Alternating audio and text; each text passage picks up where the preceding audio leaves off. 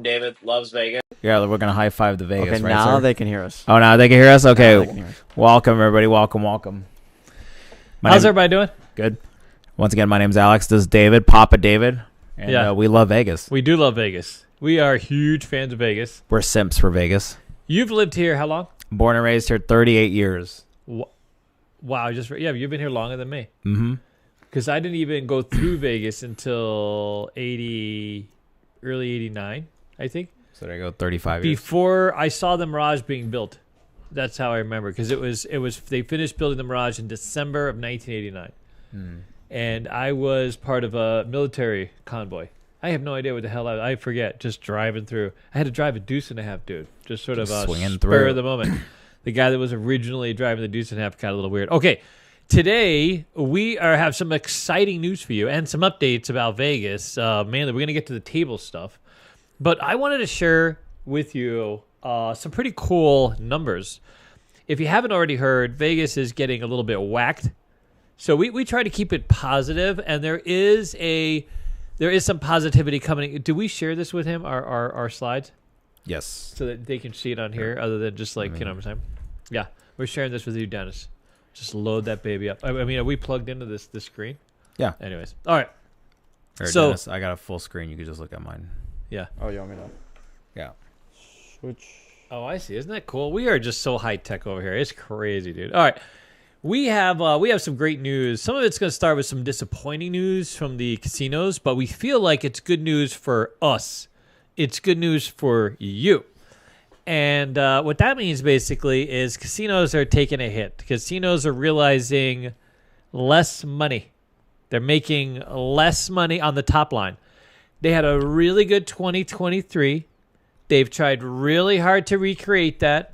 And everybody said, no, not going to do it. You know what I'm saying? I don't know what happened. Less convention people, less people eating, less people gambling, less people losing. Isn't that crazy? Less losers. Yep. It's always good to have less losers, right, Dennis? Less losers. Anyways, so here it is. Let's start off with slide number 1, because we're going to get right to the news. Okay. We're just going to get right to it. Then we're going to get to, we've got some update. We've got some great restaurants that opened recently. We took a tour. We've got some great information on the tables. But first, can they see this first graph, the Las Vegas Strip Yeah, gross? They're on because mine. we're sharing a screen, so whatever's on his Oh, screen. it's not here? Oh, I see. Anyway, so you see that top line, that beautiful top line? That's from 2023, that big blue line. I'm assuming that's what they can see. That was the beautiful year that was 2023, one of the best years we've had on record. Then came 2024, which started out fantastic, but has kind of ended in a sputter. And then that lower line, as you can see, at October, yikes, October took a little bit of a hit. We're making a little comeback in September. Now, you don't have to get scared for Vegas. Vegas is still doing fine. But these are small numbers, 3%, 6% declines, but they're impactful because they're in the casino gaming space, okay? And I think for our crowd, we don't have to go. There's a lot. You can go online. You can get all the little details and exactly how much money, won, lost, stuff like that. But needless to say, less money, less gameplay, less conventions, less of everything across the board. And we have seen it, by the way. We've seen it here personally. You know, we work with the casinos, obviously. Their need for dealers has sort of, I wouldn't say diminished, but has changed, this type of thing. So, first of all, we wanted to share with you. We're going to use, don't share that slide number 3. I'm going to move that to the back. Okay. Let's share, first of all, slide number 3. Slide number 3. It's the very next slide now. Oh, yep, there it is. Okay, perfect. And here's what we want to do. We want to show you some really interesting slides on the evolution of Vegas in just the last 20 years. Now, 24 years, in 4-year increments. Now, those of you that have been coming to Vegas, you have seen it firsthand, and you have been part of this graph, basically. You know, this graph is basically the graph, dude. Ridiculous. It's literally absurd. Because I don't think it's based on a little bit of greed, a little bit of opportunistic. I mean, you know what I mean? And by the way, this, obviously there's one year where the pandemic would have, played a role. But of course, dude, Vegas recovered quick. From the resort fees. Yeah, this is resort fees, just resort fees. Yeah. I mean, Can you see this? Is that just a big fat number? Look at this. The average resort fee in Las Vegas now is $50. Do you realize back in 2000, the early days when they were just starting with these fees, a lot of them were optional. And if you don't remember, before Bally's was Bally's before Horseshoe when Horseshoes was Bally's, you remember they were like, that was one of their big things. Hey, we're not going to charge resort fees. Yep. We're going to do our own thing. And then eventually just everybody. Is there any casinos that do not charge, like casino resort? There are a few hotels in town, but even the hotels that don't have a resort or a casino have found a way to justify resort fees. Can you imagine? I mean, it makes sense for a non-casino, but I feel like you trying to charge people $50, you could have made that more in gambling, but what do I know?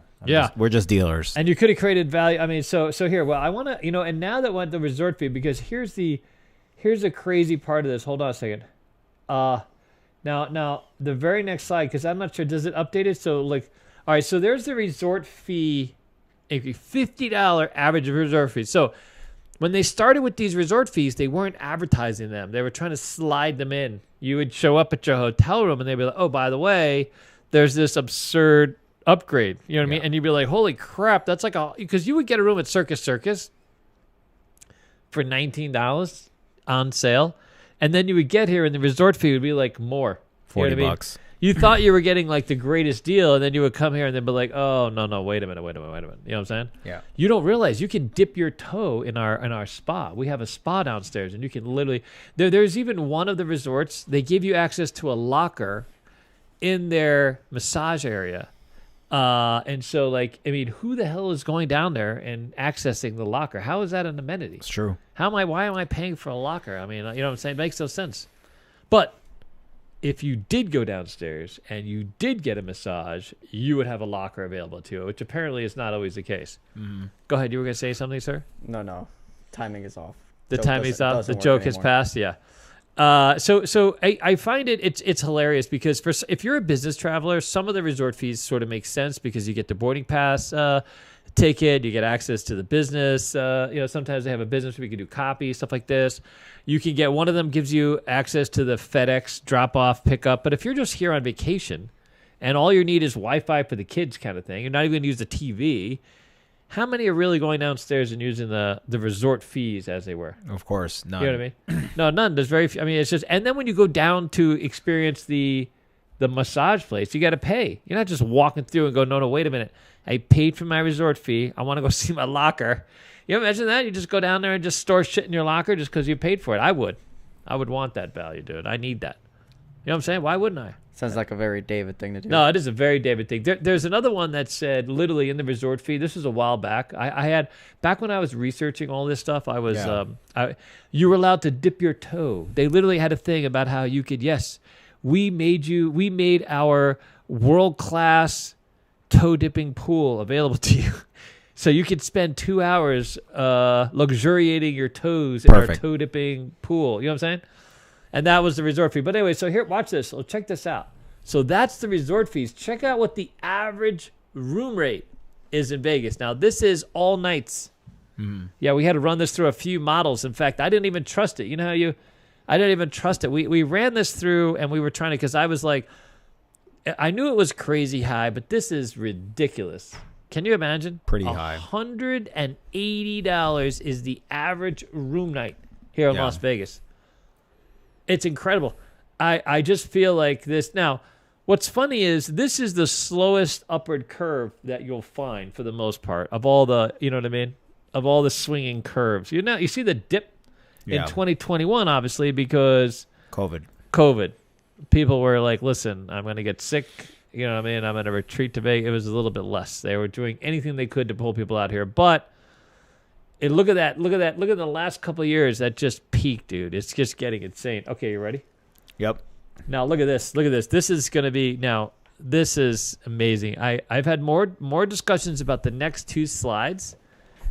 And recently especially. So here it is. This is a graph of the average Las Vegas strip dinner over the last 24 years, mind you.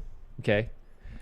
And the average cost per person, excluding drinks. Now, that's all in, by the way. You get your appetizer, you get your entree, you get your dessert, and you're just fat and happy walking out of the casino. Now, if you'll notice, it starts out fairly low. And I have a feeling like some of these, like, you know, like this Highline thing, like where it says it was like $100. I think that's high, dude. Back in 2000, that's high. I don't remember it being that high. I knew in 2000 we started becoming the foodie destination. Because in the 90s, there wasn't a lot of stuff. There was Batista's Hole in the Wall, Ferraro. You know what I mean? There were certain restaurants that you could go to. But what we weren't known as really, like, you didn't have Hell's Kitchen. You didn't have Rubinstein. You didn't have all these Wingley. You know, you didn't have these kinds of destinations. Vegas was a very different sort of place. But it very quickly became a foodie capital, right? Which, by the way, Orlando, I'm sorry, man, but that's a lie. That's a lie. I don't understand. Go ahead. I did that strictly so Dennis could chime in. Go ahead, buddy. Let him have it. Oh, God. There's Orlando, a pause. Can they see the pause? Food sucks. All of it sucks. There's only one good place we had there. I don't understand why anyone. And you know what's funny? It was the Longhorn Steakhouse, which we enjoyed. But we went to some of the Orlando places, and we don't understand how it was literally listed as one of the foodie capitals. We don't understand. Yes. Yeah, we'll put Vegas up against anywhere. The only other place in the world, so like I've lived in New York City, I've lived in Boston, I've lived in LA, and each of these have their own cultural centers, which they have some really good, you know, restaurant choices. But I will say one of the most interesting food capitals, beyond a doubt, for me has been New Orleans, which I'm very excited to take Dennis there because it's a very different food taste. It's fantastic. You know, the blackened stuff? Mm-hmm. You know, a lot of Creole spices. Yeah, see, you would love that. I've been to New Orleans. Oh, really? Micah got married in New Orleans. You got married in New Orleans? Oh, Micah, my best friend. Oh, your frig. Yeah. I was like, no. where's she been to? What's going on? Imagine he like secretly got married and we didn't know. Yeah. But New Orleans is a lot of fun, and I love how unique New Orleans food is. The Cajun spices and the seafood broils and all that stuff. The po' boys and everything. Yeah, when I went there, I was just so surprised at how. But anyways, how surprised and unique the food was, like the actual taste of the food. But anyways, but look at this now. Okay, so can I chime in real quick too on the food prices? Yeah, go ahead. Well, also too, let's remember there was a point in time where casinos were also doing loss leaders. That's also part of the reason why the prices were so low in that graph, right? Right. Yeah. I was in college. There was $1.99 steak and eggs. There was a lot of good deals back in the day. Yeah, it was a lot of great deals. You could eat for free. If you gambled even some money, you got most of your meals were either free or kind of, you know, discounted. Yeah. Or a lot of buffets. Mm-hmm.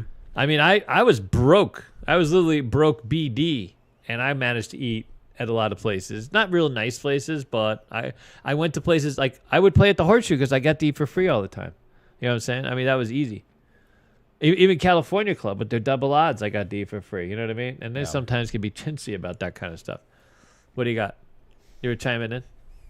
I never got those deals. Yeah, but look what we got here now. $250, under $250 fine dining per person. Which now, okay, so some of this is going to look a little high, but it's skewed high because of the Fontainebleau now is part of that equation. Some places it's just. I mean, there's a lot more of these restaurants that there's a tasting. Joel Rubinstein's tasting menu is like $5.50, $5.25, some absurd. Just to go through those damn doors, dude, you gotta put and out. That's without wine. That's literally without wine. Just the food. And if you want pear wine, it's like extra. Mm-hmm. I just don't. I just okay. So we got more. Just. I mean, I hope this is an eye opening for you because it is for me. I didn't realize it had gotten this crazy. Because living here, you find ways to get around it a little bit and just focus on like off strip. Shanghai Plaza has some, you know, Weira Thai, these kinds of things. But the minute you get to the strip, now the next graph, the last graph I have for you, it's not the next one. It's going to just blow your mind because this is the one people are talking. So the next one is average Las Vegas entertainment costs. And I've got a great story for you. I really do because I was literally center. I was like, not center, but this is the average cost of a ticket to go to a Las Vegas show. Not a headliner show, just a Las Vegas staple. Like run-of-the-mill show? Like run-of-the-mill show at a casino. Like the Cirque du Soleil show. You know what I mean? Like these kinds of things. Because, you know, if you go to a headliner show, that's not even close. Like they're $500,000, whatever.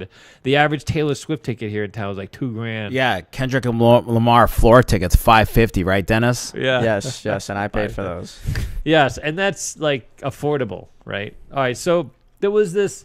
So back in the late 90s, these tickets were starting to get outrageous, and there were a few entertainers who really pushed back on these costs because tickets went from being like $25, $30, $35, whatever a person, to jumping to in the 60s, 70s, $80. Well, one of the famous battles that took place was between Danny Gans and the Rio. I don't know if you remember this because he ended up moving his showroom. I forget where he was at the Rio famously, and then he moved. And he passed away. And then he passed away. And he moved not because he was unhappy with the showroom, because they built him his own showroom. He was just a huge entertainment at the Rio.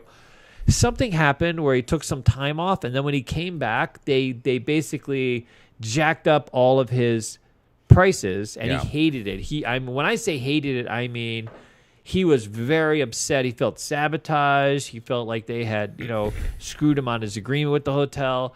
And it was only like a price thing from like $45-$50 to like $89. I mean, which is double, of course. But you know, he was the biggest name in Vegas for a while, biggest strip act in Vegas. You follow?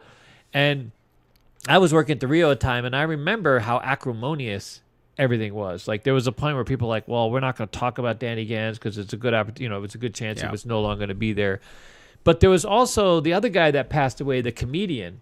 Remember the big, he was kind of in your, Anthony, what was this called? Andy Anderson, or what's it you're talking about? No, that guy? Yeah, so there was another comedian. You guys might know. You might be able to, but he was kind of an in-your-face comedian, kind of a fat guy, always wore a hat. Oh, I know what you're talking about.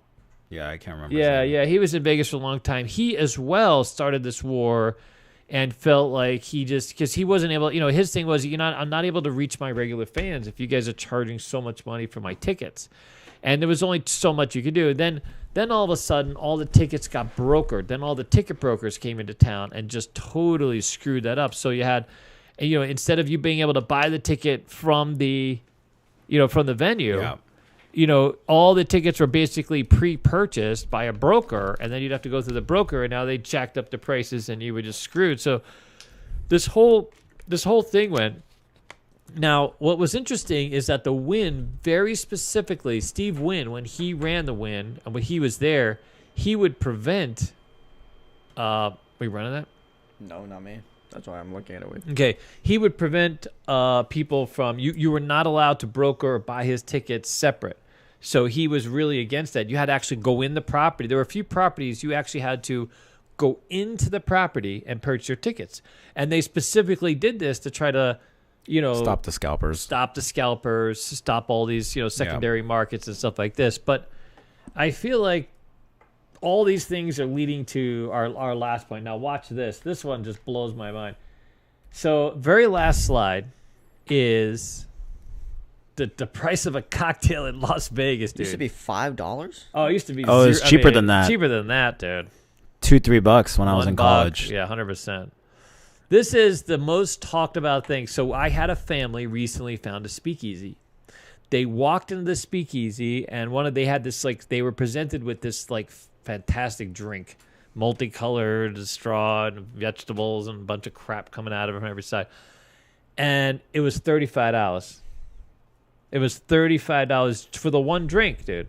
And it was a foofy drink. Did not necessarily a lot of alcohol, but it was serviced in a way that I guess you could only get. But, you know, so like here's what's happening now is a lot of these casinos are creating a speakeasy type of experience, meaning like Cosmo has two of them, where they're behind secret doors. Yeah. Resorts World has one, which is very cool. We've walked by it a few times. It looks like just a regular restaurant, but you can see where they have like the hostess outside, and then the wall rotates and you go in. One of the ones at Cosmo I know is behind the barbershop, because you see it's a working barbershop. People are getting their hair cut, and then you can go in the back. Yeah, there's one in the food court also in Cosmo. Okay, so I think there's two. Ghost right? Donkey, that's the. I think there's 3 total in That's Cosmo. the Mexican one. Maybe 3, yeah, because I know that you even spent some time trying to hunt it down, right? Did you create a video? That's the one I hunted down. Was the one in the food court. In the food court. There's a donkey on like a door, and then you go in. Ghost Donkey, yep. I've been there. Okay. Well, so here's what. So the casinos are doing this, and they're basically hiding. You know, it's a speakeasy. The idea is you hide it somewhere. You know, in the front looks like something that you wouldn't think, you know, hid a bar, because back in the day, during Prohibition, you had to hide the liquor. You had to hide the places where people went to go drink, right? And so they're creating this like experience. You know, you go out of your way, get all your steps in just to find it, because Dennis actually had to go through this whole process of trying to find it. I didn't even look it up. I actually went to go find it. Yeah, he wanted to make it like an adventure. Like when we went to find the pizza, was that what you were doing with me or someone else? Secret Pizza? Yeah, we went to Secret, but Secret we didn't Pizza know. Wasn't that hidden though. No, it wasn't. It was just a hallway, but it's pretty unmarked. well known, yeah. You wouldn't know it's down there. It's unmarked. You have to literally look around. You know what I mean? But so they're creating these experiences, and then once you get there, you found it, and now it's just pants optional, dude. You really got to just take your pants in and going backwards, man. And once you found it, then it's kind of, you should just kind of reverse. I mean, that should be the option. Either you pay the drink or you take off your pants, and we'll get our money's worth from you. Yeah. Or they take off their pants. Or they take. Oh yeah, someone should be taking their pants off. Yeah, anybody somewhere. It's the craziest thing that here you do. These people like you. The reward should be a free soda. You know what I mean? Like back in the day, if you got to the middle of the casino and you made it, you know, here was a pack of cigarettes, a drink. It was always something free. Now it's not. It's not free. You have to pay a premium for having earned that experience. You made it, and now you got to pay. And you feel good about it because you're like, oh, it's so special. And now you feel almost like you have to. Like, you know what I'm saying? And then when you think about it, $35 for some... I mean, I just don't see how you can justify it. Now, I know that there's like whiskeys out there, and I know that there's some really expensive wines, stuff like this, but... I'm going to just guess that the margins on these drinks, like the amount of money they spend to make each of those drinks is low. You know what I'm saying? $3. I mean, not a lot. And $35, dude. And these places are packed that people can't get there fast enough or spend their money fast enough. It's absolute insanity. So I was trying to understand, you know, the price dynamics and how people are just so... I wouldn't say gullible, but why are people signing up for these, you know, realities? Okay, so, but look at this. A regular, an average price, so it's split between standard bar and premium nightclub. Here, let me switch back to the screen. Yeah. The standard bar is $20. There are places now that are charging $20 for a beer. A beer, dude. Not even no one, they're just handing off a beer, dude. They're not even mixing it up with an umbrella, dude. It's just here, $20. Thank you very much. You know what I'm saying? Yep. Isn't that crazy? I mean, I just find that so amazing. You could buy a whole 6-pack. I mean, for less than that. You know what I mean? What do your people drink? What do my people? What does that mean? Saying. What people? What are we talking about? When you go down to the convenience store, don't you get a 6-pack of something? No? I get Coronas. And then what is that? Or Mango Cart. What does a 6-pack cost? It's like less than $20. Yeah, it's like $13, $14, something like really? that. Oh my God, I can't believe. Really, it used to be like a couple bucks, man. It's been a while since I've gotten a 6-pack of beer. Well, to be fair, you don't really drink. I don't really drink, yeah, but I find this is so insane. So, anyways, so here's where I feel like it's going on. Well, here's what's going on. I think people are really getting tired. I do think that there's another play here. I believe that in Vegas as a whole, and I wonder if anything I'm saying is going to make any sense to the 30 or so people that are watching this, but I feel like there is something that is happening to Vegas, and we are starting to see it now. And I am starting to have conversations. The value proposition, the idea that there is some, well, there's no value in Vegas, dude. It's gone. Even staying at the Circus, they're raising, I mean, it's $40 resort fee. So whatever discount, I don't know what it is exactly, but it's not cheap. There's just no value. You know what I mean? You just can't get out of there. You can't have an experience here in Vegas without just a shit ton of money. It's just crazy how much of a touristy place this has become, which makes no sense because the casinos are complaining about the casino part of it, the gaming part of it, right? Because the gaming part of it's being impacted because I feel like, listen, if you're charging $24 for a drink and $40 for a resort fee and $35 to park, and, you know, it goes, what's left to gamble with? You know what I'm saying? $2. What are you gambling with? Yeah. Or just do what I do and just don't drink and just gamble. You know what I mean? But most people, when they come, but if you're you know what I mean? Of course. Like, I just feel like they're just gouging too much. They're looking at these numbers in the wrong way. These casinos are letting these restaurants, like if you're an independent restaurant, listen, if I'm a casino and I got a steakhouse, I'm going to be like, easy guys, we need some money left over for the casino part of it. You know what I'm saying? For the gambling part of it. It used to be that the casinos very specifically owned the restaurants, right? So that it was the loss leader. You walked through the casino, got to the restaurant, and guess what you do when you're done eating and you're in a food coma? Go out and gamble. On the way out, you go gamble. You know what I'm saying? I mean, let's be honest. Sahara existed because of that steakhouse, Bizarre Meats, even though me and Dennis weren't big fans. But that was, a lot of people love that place. Alice Steakhouse. And the charcoal room at Palace is fantastic. Yeah, there's no doubt about it. And by the way, that's a completely honest thing. By the way, that's value. That's the cheapest, one of the cheapest steakhouses in town, and it's fantastic. You know what I mean? But anyways, here's what I feel. I feel like everybody's getting squeezed so bad that it's just changing how we interact with the tables. It's changing how we interact with the casino, right? If you know that you're going to go to Fontainebleau, let's just say, I'm going to use Fontainebleau because that's an easy target, and you're going to be at Poppy Steakhouse and you've bought into $1,000 beefsteak experience with a $95 baked potato, what are you going to gamble with?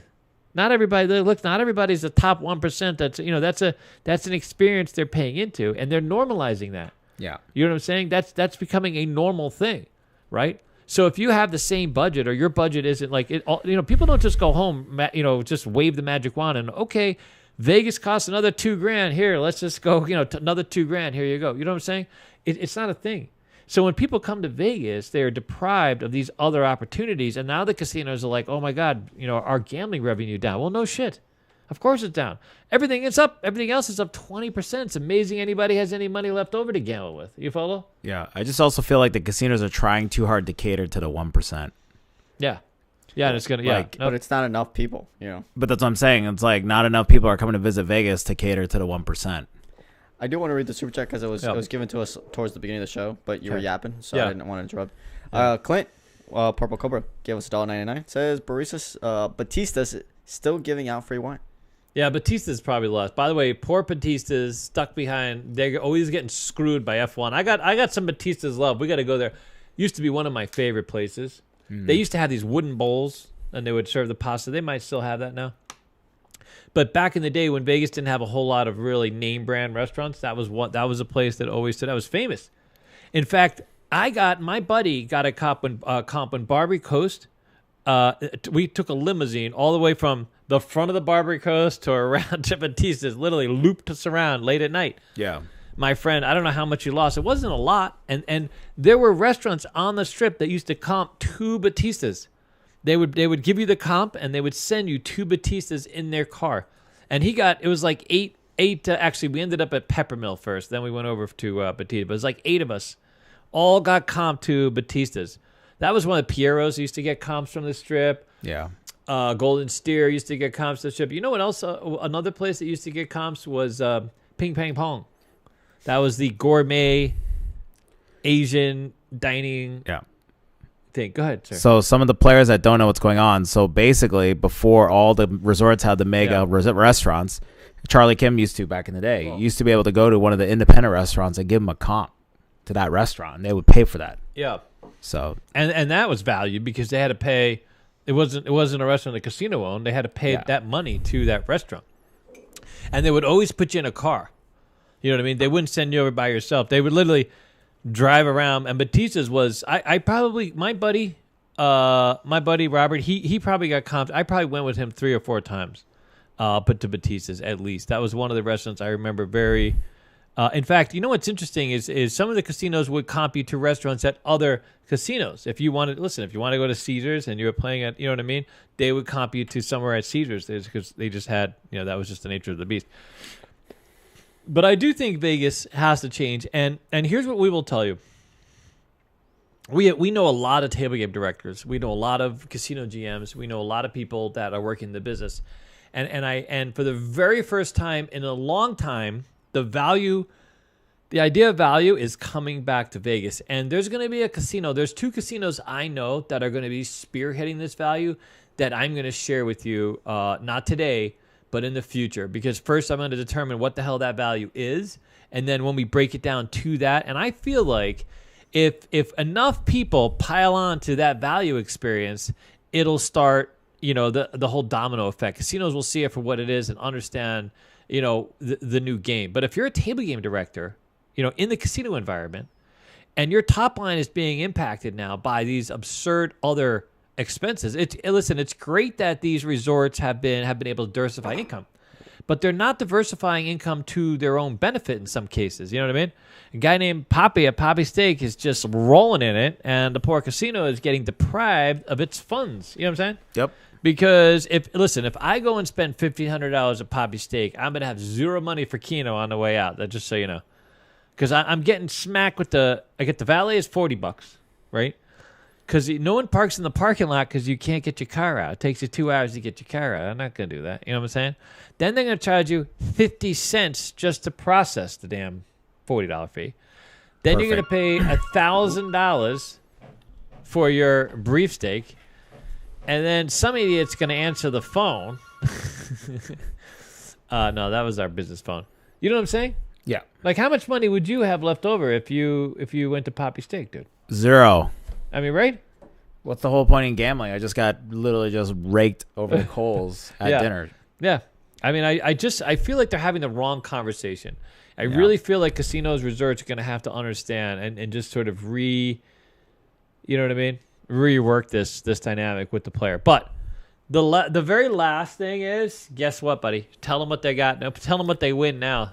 This slide, our table slide. We got the first bit of good news, I think, in a long time, and we're excited to show this to you.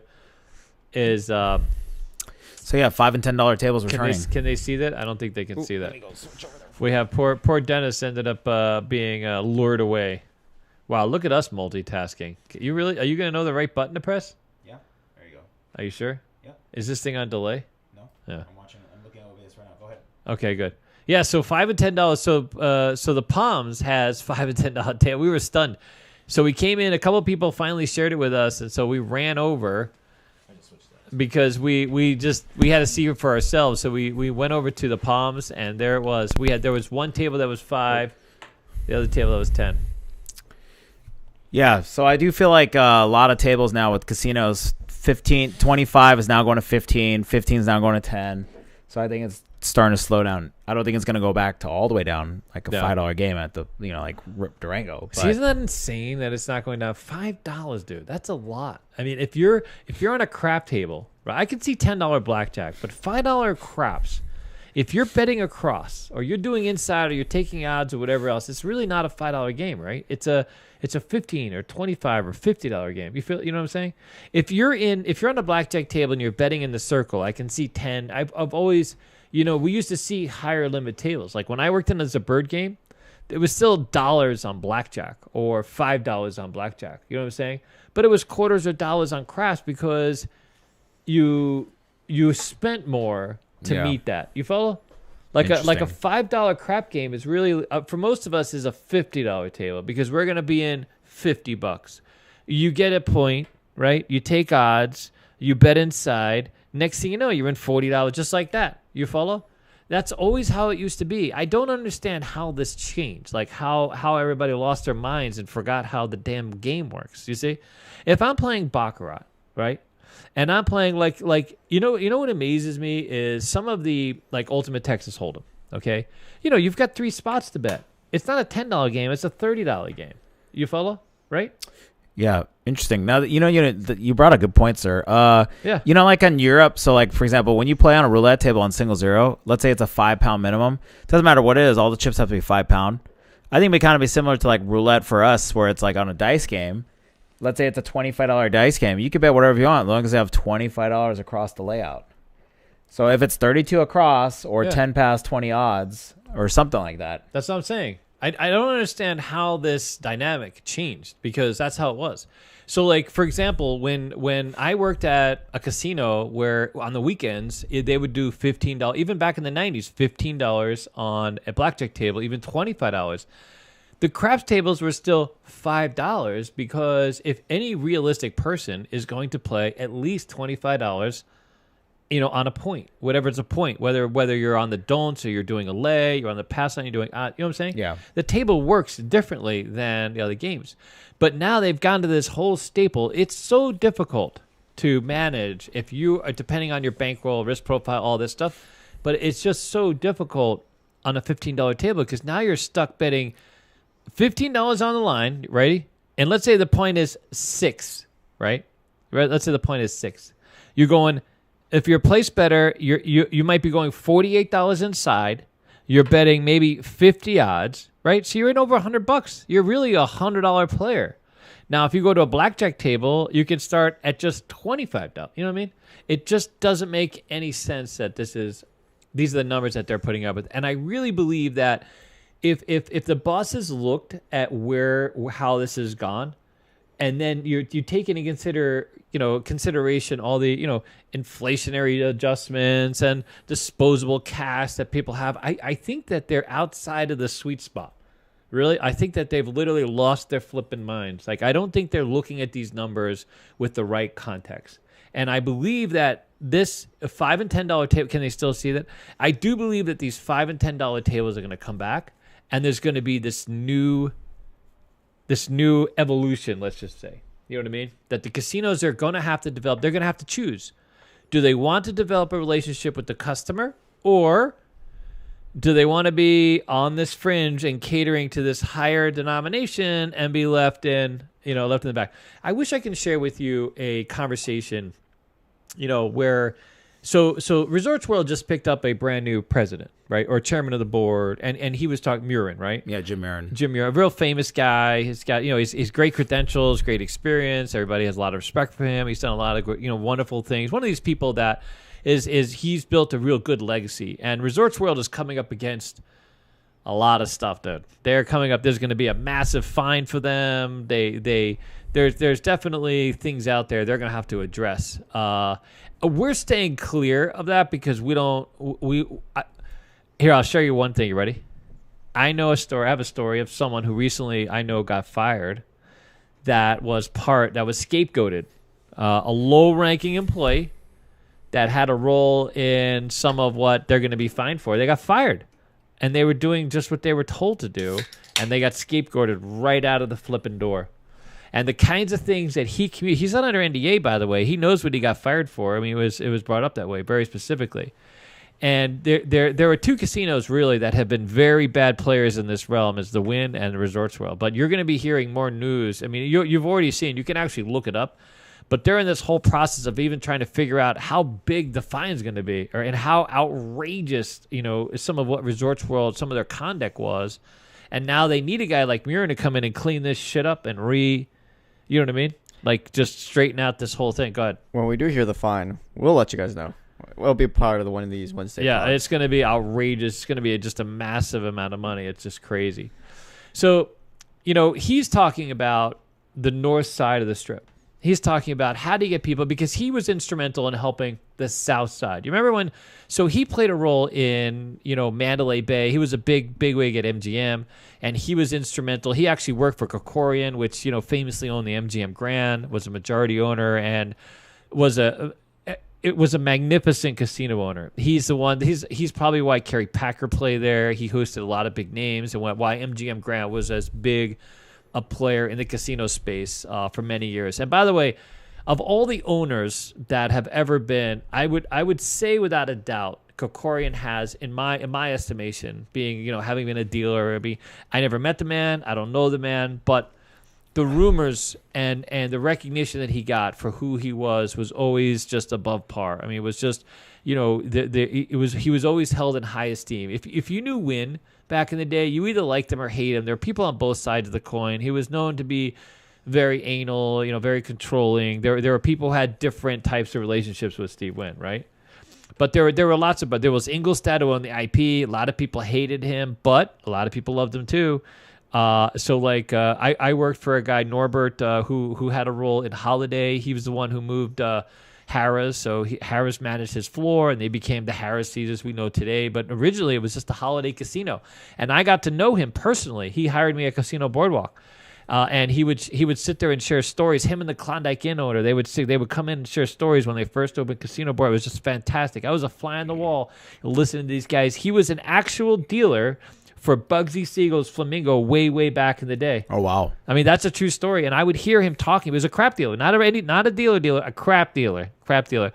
And they would share these just fantastic stories. And he was at the end of his life back then, and he hated Steve Wynn, by the way. He absolutely hated Steve Wynn. He wanted nothing to do with Steve Wynn. But Krikorian had this fantastic reputation as a visionary, which he was. He created the MGM Grand. He played this very big role in sort of the high limit action of the day. Oh, what's that? Nothing. Just going.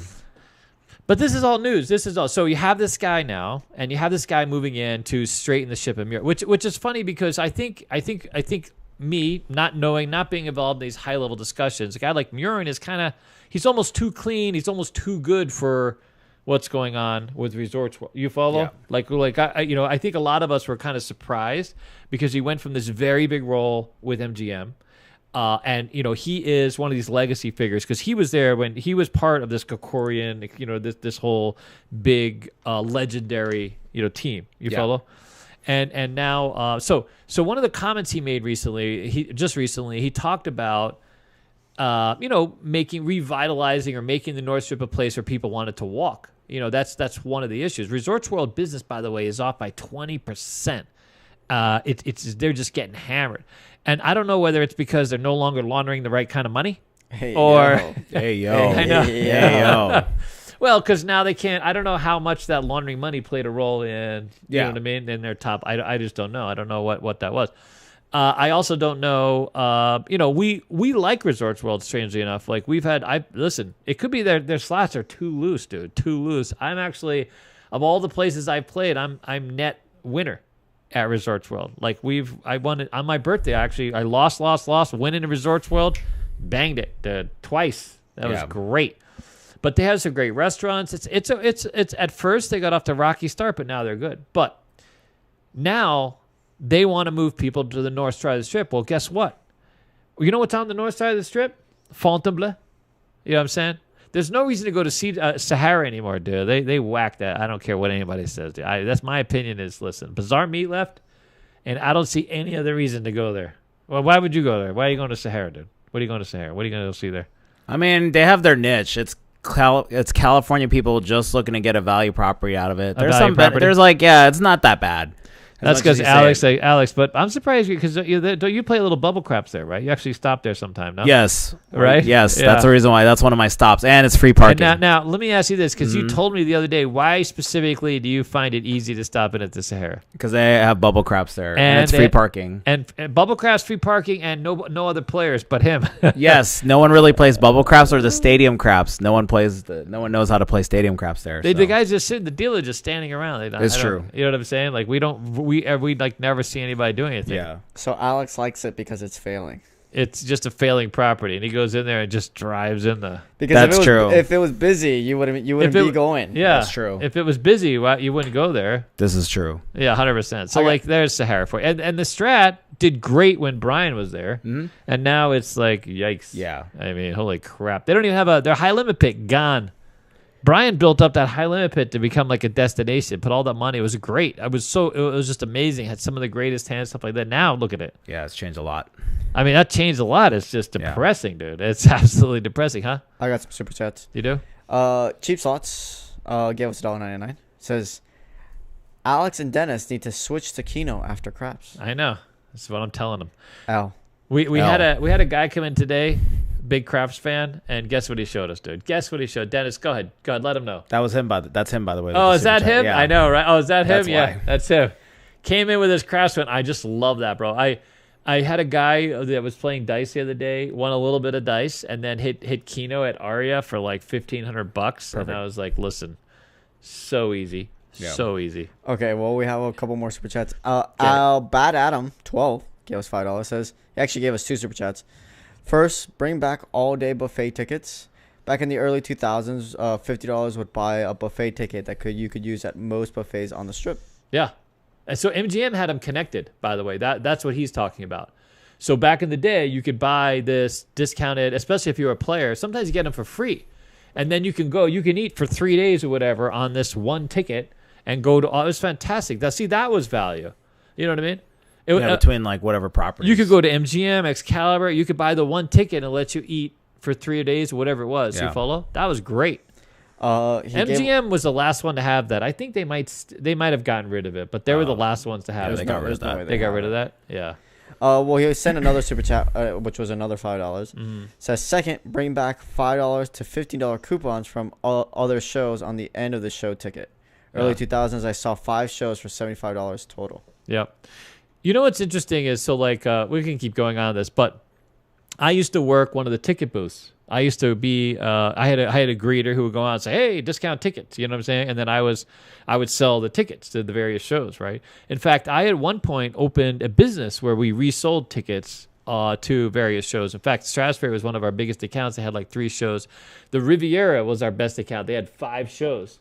And we would pre-buy 1,000 tickets and we'd resell them off of this desk or, make them. This is the pre-internet, sort of pre-internet area. But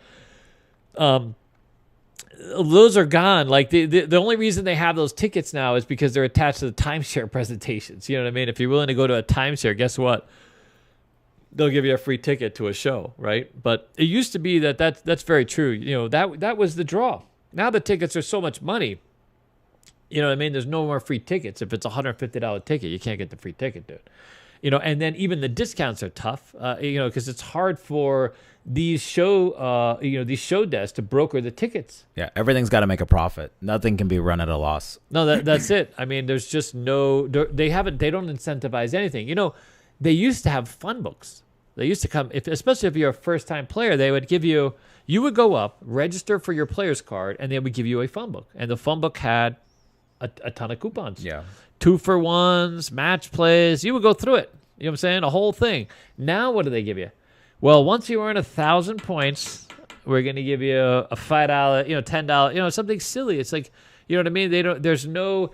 They used to have some incredible players, like, for example, the Plaza had a really good one. If you were a brand new player to Vegas, they would give you back the very first $100 that you spent at the casino. There's a few of them that did that. Some of them were high as $200. So you would sign up for their player's card, and you would go in when I first signed up for the Palms, when the Palms first opened, the Maloufs first opened, that when that was actually a Malouf's casino, it was a $200, and you got it right back if you lost. So if you lost it, based on you wouldn't necessarily lose the whole 200. It was sort of coin in, coin out. But they would give you a rebate on a certain percentage of it. It was just fantastic. So to make it so that you didn't lose your money. So for example, if you ran that $200, if you put $200 in the machine and it showed that you got, $45 or $50 out of, like, how you can play video poker, you win a few hands back. So those count as you having won, and potentially you follow. But if you still have that loss, they'll give it back to you in cash. You can do what the hell you want with it. How great is that, dude? And to build loyalty, to get you. I mean, that all those are gone. I really do. So back to my Murin discussion. You ready? Okay, I'm almost done. I promise. But I really feel like he's having the wrong conversation with people. I really feel like they have to go with instead of trying to good Lord. Instead of trying to drive this same narrative, I feel like if you know what you should have, then you want to know how to get a ton of people to the north.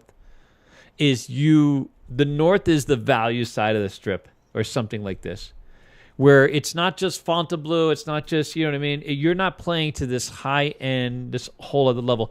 You remember when Resorts World first opened, they started with a food court that was ridiculously overpriced. How much were those those dumplings? Remember those? You went there. Remember that? They lowered it, but I think it was like $20, something like this, for four dumplings. Yeah, they try to get away with like ridiculous, and then like they got raked to the coals for that. And they had no business. Yeah, everybody could. It was funny because you would see people walking through just to check it out. No one buying anything, like no one actually belling up. And we went there, and Dennis. Now Dennis has evolved as an individual. He's more bougie now, and he's very Not very bougie. I'm just a critic. He is a critic, and he watches his money, dude. He watches his money. You know what I'm saying? And so he was just stunned. We had to eat them because we were there, and we made the goal to eat them, but we were like, holy crap, we never wanted to eat there again. Well, yeah. Also, we were doing a pod on it, I remember, because we did a pod on the opening of it. But how about instead of trying to create this new, stay with this existing there and just build new properties to give people a reason? Because I don't think that's the answer. I think the answer is no more $95 baked potatoes, dude. You know what I'm saying? I think the answer is, how about $11 baked potato? Or how about you create some kind of accountability within your properties so that people can move around the property, do something else besides just go to dinner or go to a show? You know what I'm saying? Everyone's so like obsessed with being the best, like the number one, the 1%. Yeah. That's the biggest issue, is that they're always kind of like always being like, we're going to be the most upscale, blah, blah, blah, blah. Yeah. It's the same narrative over and over and over again. And it always bites back in their face. Yeah, most people I don't think care. You know what's funny? How many people stay at Aria but can't play at Aria? How many people stay at Bellagio, can't play at Bellagio, can't afford the tables? Isn't that crazy? They're not gonna. And then they leave and you don't get that money, and they're like, "What happened?" They come here and then we send them to Ellis or they Palms or walk wherever. their and they walk their ass. They don't even want to pay for the Uber. Yeah, you know what I mean. They will literally walk their ass. I mean, you know how much that happens? A lot. It happens a lot because casinos are having the wrong conversations about value. They just don't understand. We none of us have miraculously coming with more money from week to week or month to month. It's the same money. We're just trying to make that same money work in a very limited space. It's only getting worse until it gets better. Yeah. And the Palms, I believe, is the first radical sign. They didn't just drop their tables incrementally. They literally have a $5 table and a $10 table with $5,000 limits, by the way, which is fantastic, right? I mean, that's great. $5,000 to $5,000 is the best crap table you'll find in town. And if you can get that contract at $10,000, you're off and running. You can triple Lux your ass right to the winner's circle. All right, well, I could go on with this topic for forever, but I really do. I will tell you without any doubt whatsoever that the relationship with the casinos recognize that they need to start doing, at least some of them, they need to start talking about the value proposition. So I know someone right now who is absolutely in that conversation, who has a casino, and they're looking to make this appeal, and they're looking to maybe be, the first one out the gate and say, hey guys, look what we're trying to accomplish here, and get a few other stagecoaches in line. You know what I'm saying? Like, and just try to change the dynamic. What do you think? I think it's an easy win. That's the thing. I think it'd be instant. Problem is just the bean counters. Yeah, that's what I was gonna say. The bean counter just gets such in the way of it. That's it. Bye, buddy. One of our staff is off to Japan. How is it looking? Good. Enjoy the hentai. We have a ultimate blackjack players guide coming out. It's so fantastic, by the way. Can I put this little because Jet's leaving? Just don't give a hard date yet. I won't give a hard date, but we're trying to have it out by this weekend. Shh, but maybe. And it's the next level, but it's how to play. It's strategies and practice drills, where to play, what tables, what odds to look for, what house heads, the glossaries, everything.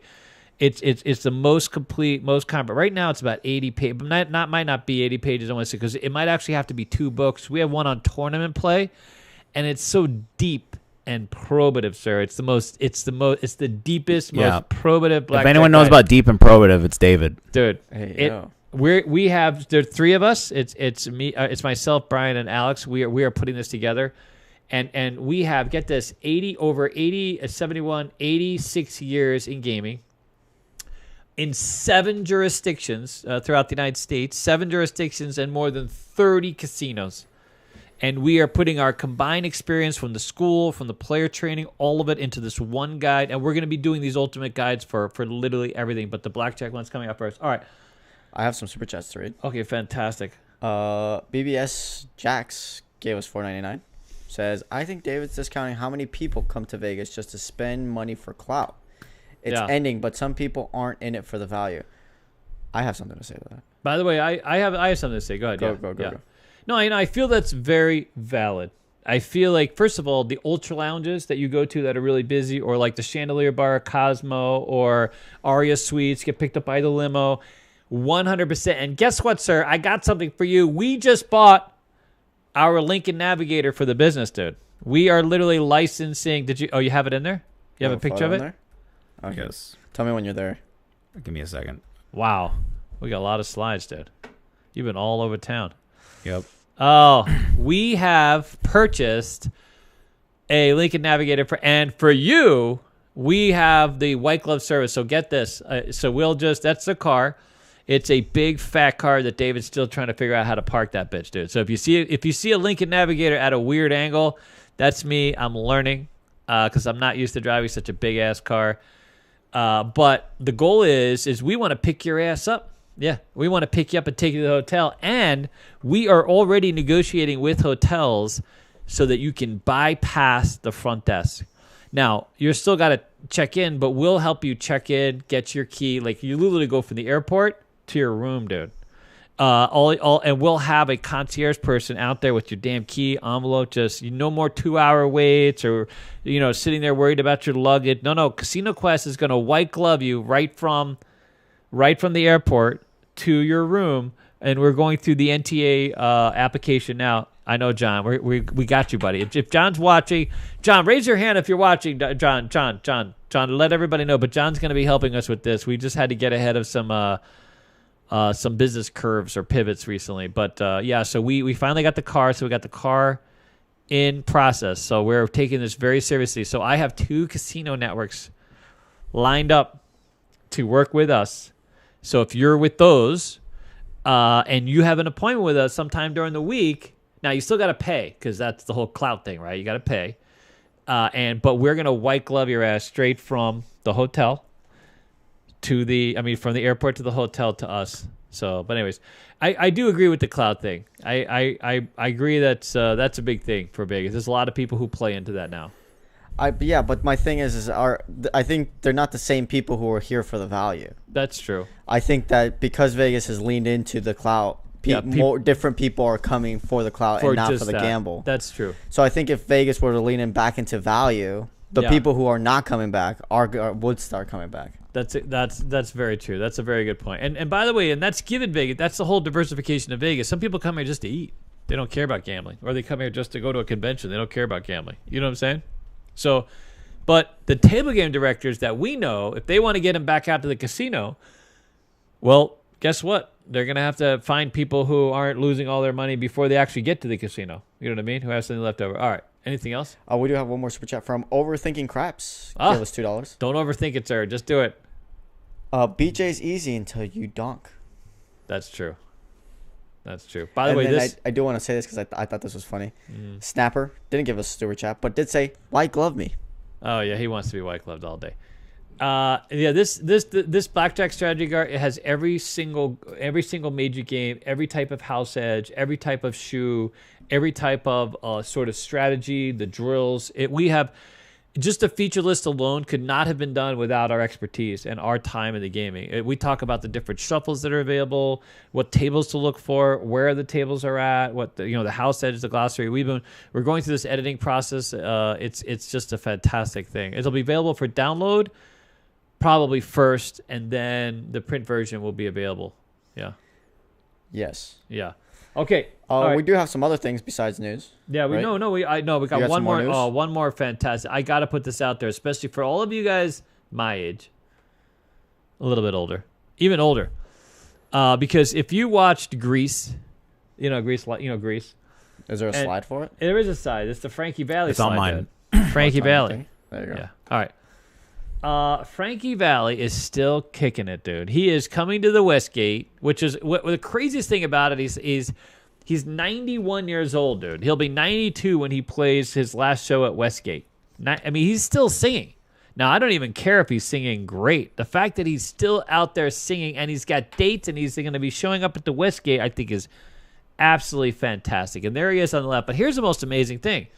As I was looking this up, I assumed that he would have been the oldest person ever to appear on the strip, but no. George Burns was 98 years old when he did his final show at Circus Maximus at Caesar's Palace. It was, 2 years before he passed away at 100, but he was 98 years old doing his, can you believe it? Frankie Valli is like a young whippersnapper compared to George Burns. Just breaking it out over there. Dude, fantastic. Speaking of the Circus Maximus, you know what I loved about that showroom and that whole experience, by the way, at Caesar's Palace? Is that the one room? Yeah, well, you used to get a little chain, dude. Everybody went to the show, got a chain. A free chain, by the way, with the thing on it that Caesar's Palace. Like the guy would meet you, the guy looking like the gladiator or the Roman emperor or whatever. He would walk around with Cleopatra, and they had Cleopatra's barge in the sky. I think the barge is still there, right? Isn't that the barge still there? Or they took it down, maybe? I think they still have it. I think they still have it. But they used to walk around and give you medallions. I still have one somewhere. I still have one of the. I mean, that was free. When was the last time you walked in the casino? They gave you anything for free, sir? Anything? Go ahead. Do you know of a casino that gives you anything for free? Because the drinks aren't free anymore. That's not a thing. You know what I mean? I mean, they say they're free, but that's not a thing. Anyways, all right, let's get to the. Let's get to the food, dude. Okay, go ahead, buddy. So a couple things. One, to celebrate the car. Yeah. We went to. I love David's pictures of me just looking me at his food. We went to a place called Azura. Yeah. So hilarious. I've not been to the wine bar yet, by the way. I want to check out the wine bar, but they have an Italian restaurant. So the Italian restaurant's pretty nice. The one thing we mentioned was that the food, the execution was fantastic. Yeah. We were lucky, by the way. The luck stat maxed out once again. We walked in, didn't realize it was reservation only. Yeah. And we walked in a restaurant. I was like, "Hey, do you mind walking in a group of 3?" And they let us in. Dude, I would feel sorry for you too, dude, if I saw you. You looked hungry. But by the way, so the very first picture you see is Alex without his food. Just David gets served. And then, of course, then they bring Alex's food, and there's a whole different... just different facial expression. Different facial expression, yeah. You made him look like he has a 12 head. Yeah. A 12 head? My forehead. Because it's called a 4 head, so because 4 fingers fit. Yeah. Oh, really? David took it with his meta glasses. I was on my meta glasses, so it looks a little... But look how... You look so sad without your own dish, and then all of a sudden you get so animated. Then it's a big piece of meat. It's fantastic, yeah. Definitely want to check it out. It's Azzurra, if I remember, Azura. An Italian restaurant, and it's reservation only. It's really small. I think the seating in the restaurant is literally 20 people. Yeah, and that's why you need reservations. It's really small. The owner came out and thanked us. Yeah, it was on Water Street, Old Henderson. Nice. Yeah, I think the most impressive thing, if this, by the way, this restaurant is also news because this is AD Assembly District 23. The reason I know that is I used to work in politics, and this was one of the districts that I was responsible for, and this was all. This is old Henderson. This isn't new Henderson. This is old Henderson, and it was just a bunch of government and civic buildings, and there's like a school, and it was just an old rundown, sort of passed over place. A lot of if you go up Water Street to get there, which is one of these sort of streets, it's got lots of mobile homes and manufactured homes. They've been trying forever to get those out of there and try to kind of upscale and gentrify the place. But people have lived there for 100 years since Hoover Dam was built. I mean, some of those neighborhoods are literally harken back to the days that Hoover Dam was built. And there was interestingly an article that was parts of that Henderson area were called Pittman back in the day. People don't even remember, but it used to be Henderson was on Boulder. There were parts of Boulder Highway, which is Boulder Highway now. And if you made your way into Vegas, and you remember coming to Vegas back in the day from California, you didn't even go through the 15. You literally exited off onto Boulder Highway, and that's how you were able to access Las Vegas. You literally went this whole other route, and then eventually they made the highway go through the way that it does now, right? But that's where Henderson or parts of Henderson really got popularized, and everything ended up bypassing what was downtown Henderson. There's the pass that's down there. It used to be El Dorado. When I dealt 25-cent game, El Dorado had a dime game, 10-cent crap game, and that gives you an idea of kind of what Vegas was upscale with 25 cents, dude, and Henderson was 10 cents, dude. It's called the El Dorado. It's now called the Pass, but this is fine dining in a beautiful location, a completely upscale, gentrified, remodeled. Henderson is downtown. Old Henderson is now a destination. Is literally, and this is one of a few places that you can go to here. Yeah, the wine bar next to it, which I heard a lot of good things about. Have not checked that out. I'm sure it's the same name. Yeah. Azura Wine Bar. It's like a coffee shop, wine bar together. Yeah. We have this. There's a couple other options around that area, so it looks like it's cleaned up quite a bit from the ghetto days. And then the food was fantastic. By the way, the service was great. We had a wonderful time. It was a really, really good meal, and it wasn't even all that expensive. You know what I mean? Nothing like that. Okay, so after we ate, where did we go, sir? What happened? What was next? So we went and gambled. So we went to the Pass, and then we went to the Rainbow Club, right? Rainbow Club, not Emerald. We went to the Rainbow Club. Pass, dude? Yeah. Oh, that was our dinner. So right there, yeah, with Papa's meatballs and everything right there. Oh, there you go. That's a fine looking gentleman right there, and his nice 5-year. Dennis got his gnocchi. There you go, with the ragu. So it was fantastic. And then next afterwards, we went and gambled, and then I'm playing video poker, and of course, you know. That's you at the Rainbow, though. Yeah, we're at the Rainbow, and David's just we don't have any pictures of the Pass, but David's playing, of course, 20 card Keno. I thought I put in some depressing ass pictures of the Pass. No, thought for sure. By the way, we went to the Pass, and we're like, oh god, it was rough. It was a bit. Yeah, they took out all the table games. So it was just slots, and it completely killed the energy in that casino. There's no energy. There were only like a few people in the whole place, dude. It was pretty rough. Yeah, Alex laughed at my joke when I walked up to where the roulette table used to be, and I'd be like, this is where I lost all my money on roulette. Oh, my God. This one little corner. Yeah, there was now slot machines there. It was now like, this is where I lost on roulette last time. Yeah. I saw a guy was up at the bar trying to collect on some dude's rent. They were having a conversation. He was literally like, where's your rent, dude? Literally at the bar going, hey, where's your rent? I don't know. I thought that was that whole, that casino, the Pass, has a Ristorante Italiano, which came out of the Riviera, which was a fantastic restaurant when it was at the Riviera. And I'm dying to go back there. But after having gone in, what's funny is like the guy that owns the Pass, he's added rooms. He owns some of the other hotel spaces. I mean, he owns property downtown. He has, from my understanding, if you read about it, he's done a lot for that area. But after having gone to the Pass, I wonder if it's all, panned out the way he wanted. But anyways, the rest of it's beautiful. I really would love for us to go down during the day and see it and see how all that comes together. They used to have a famous farmer's market down there, and I wonder if they still have that. That one probably. Farmer's market, they have it downtown somewhere. They're all over the place now. Oh, really? Yeah. Yeah, so that part I would see, but I don't know. The nighttime was like... By the way, you want to know where no value is, dude? These farmer's markets, oh my God. It's so expensive. Holy, you used to go to farmer's market because it was cheaper. No. Now it's just bougie to get it straight from the farmer. Yeah, because it's organic. Yeah, it's organic. They charge you up the ass. Look, I handpicked their corn, David. You want to watch me handpick it out for you? Yeah, dude, I went to get strawberries, like fresh strawberries, and it was like for this one bin thing, it was like $12. We visited the supermarket like not 2 hours later, and I saw the same size thing for like $4. How did it go from $4 to $12? I mean, I used to be the opposite. The farmer's market, the farmer would be like, hey, you know what I mean? I just picked this here. You'd stop on the side of the road. You know what I mean? I'm sure there's a farmer in the chat that can chime in on it. So there's someone who knows something. Yeah. You know what I mean? You have no middleman. How is that? How is it more expensive to buy at the farmer's market? The things of honey. Oh, my God. Anyways, go ahead, buddy. Everybody's in the same We'll debate boat. about that for another day. There's your dollar machine. How'd you do on the dollar machine, dude? I was even. I walked away even. Oh my God! Now we're gonna talk about this. Okay, so definitely. After we finished, I did go on another $1,000 win on bubble craps. Wow!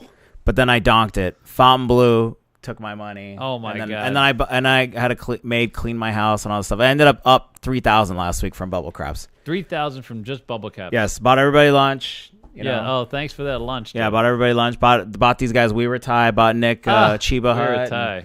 We had a good old time, and yeah, it was good. Now, good. A couple other things too. So the next part, so I went to Durango, completely crushed them. The one thing I want to bring up to you, David, is we were playing I was playing crapless craps. I want to show everybody. I had the hottest roll on bubble craps. Look at this. I put 200 because all the machines were broken. By the way, I got to put the next video.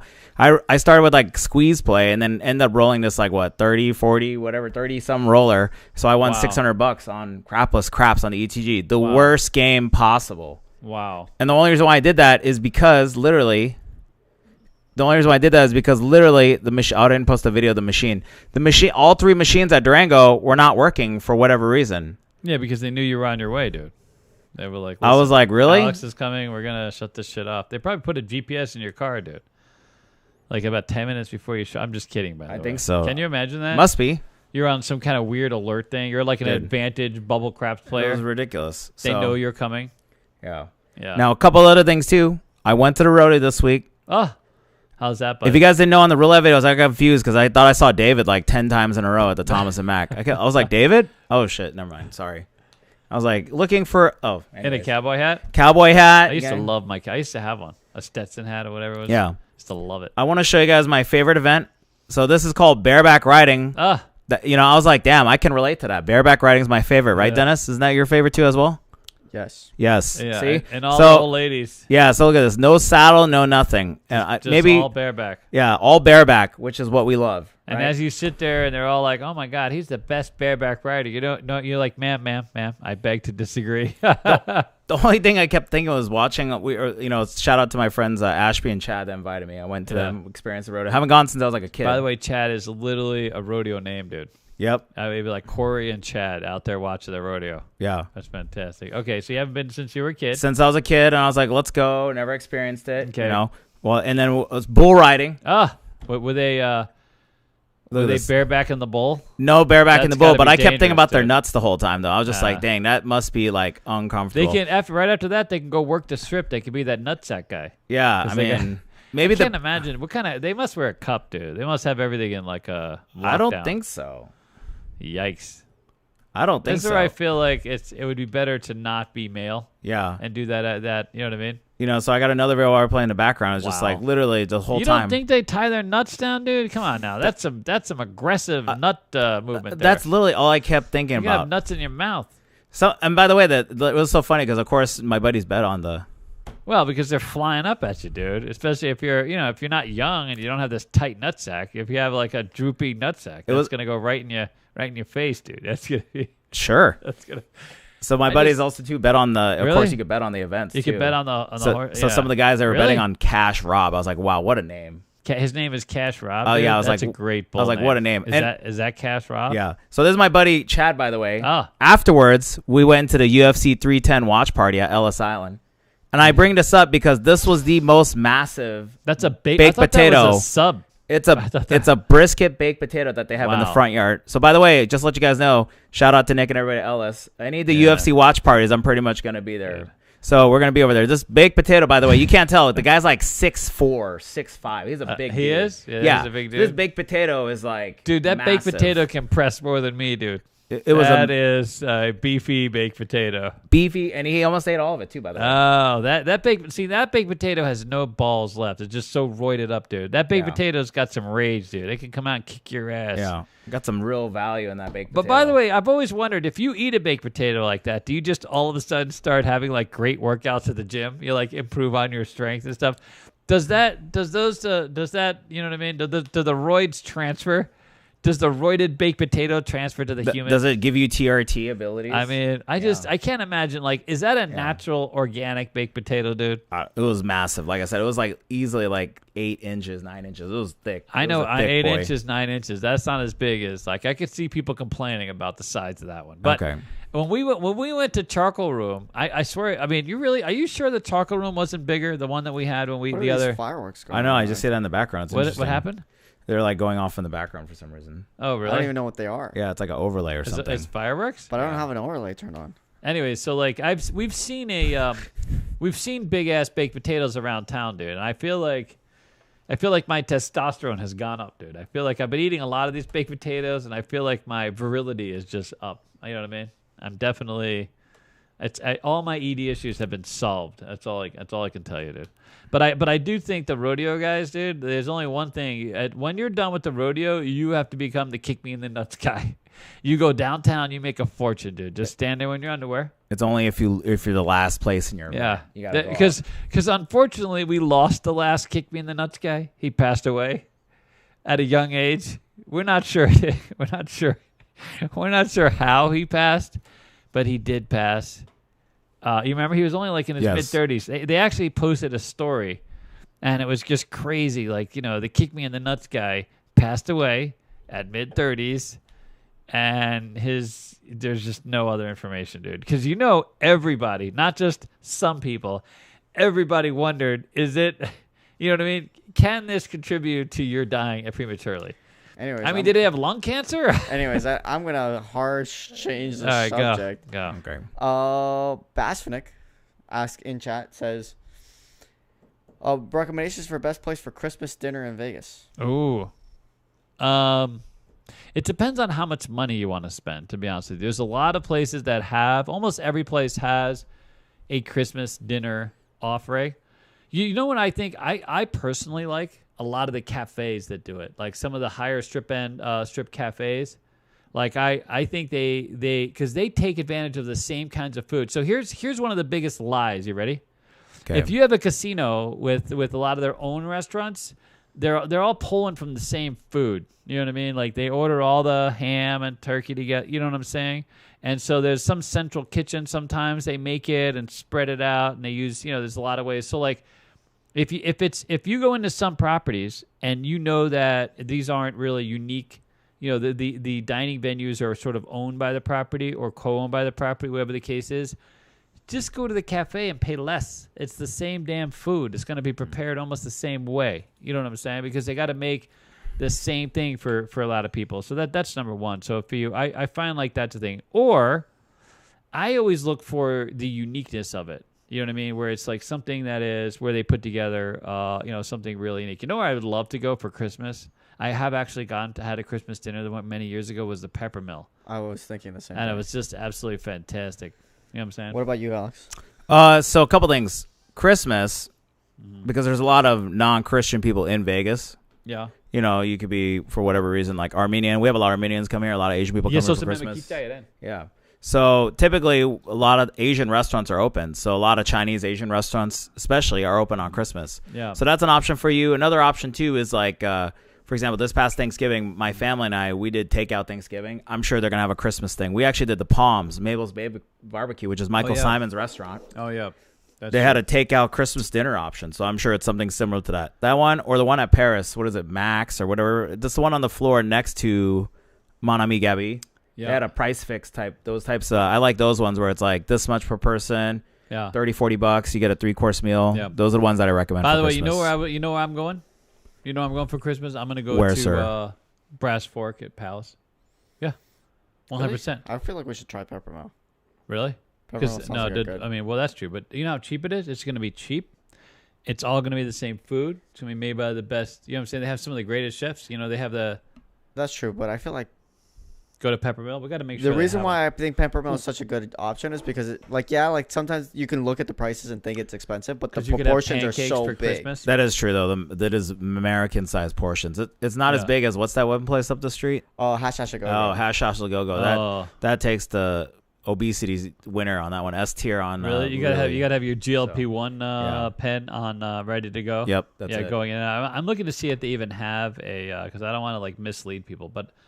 The food there is just so great. The other one is I like how you have a computer in front of you and you chose your phone. Peppermill, Christmas, Xmas dinner. The other one I think would be good. We'll have to look into is the Grand Lux Cafe at Venetian. Only because every single thing Cheesecake Factory.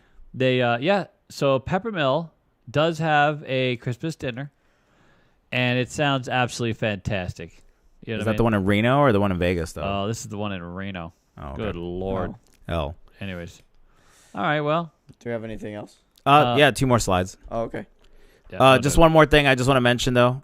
Front yard, the chicken wings are fantastic. And also, too, look at this bread pudding, by the way. Massive bread pudding. That's pudding? Bread pudding. Wow. Well, it is amazing. Nick and I love this. Where is this?